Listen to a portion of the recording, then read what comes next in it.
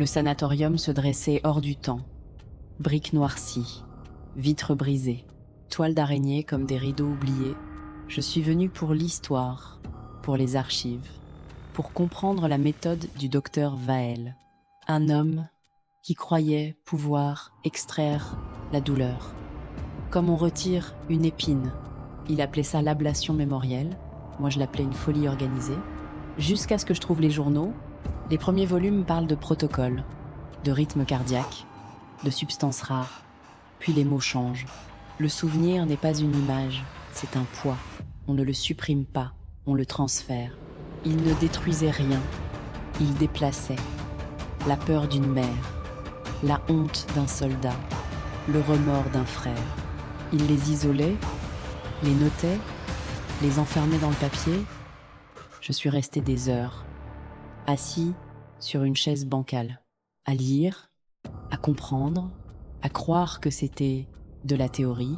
C'est arrivé doucement, d'abord une date floue, le nom de ma mère, effacé, puis l'odeur de son parfum, remplacée par celle de la pluie sur un trottoir inconnu. J'ai fermé les yeux. J'ai vu une chambre d'hôpital, une main qui tremble, une voix qui murmure « Pardonne-moi ». Ce n'étaient pas mes mots, pas mon passé, mais je les portais, comme un manteau trop lourd. Les journaux ne racontaient pas le passé. Ils le respiraient, et je les respirais avec eux. J'ai essayé de partir.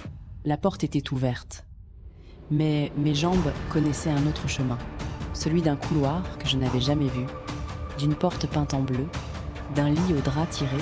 Je savais qu'un enfant y attendait, je savais qu'il pleurait, je ne l'ai jamais rencontré. Mais je connais sa peur, comme on connaît la sienne. Le docteur n'effaçait pas les souvenirs, il les libérait, dans l'air, dans le papier, dans ceux qui osent lire.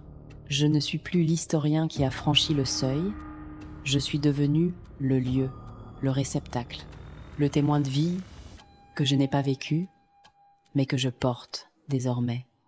Je ne cherche plus à me souvenir de moi, je laisse les autres vivre en moi, leurs cicatrices, leurs rires brisés, leurs derniers regards. Le sanatorium n'est pas abandonné, il est peuplé par ceux qui lisent, par ceux qui acceptent, par ceux qui comprennent que la mémoire n'est pas un coffre, c'est un pont. Merci d'avoir partagé ce cauchemar. À très vite dans l'ombre du prochain secret.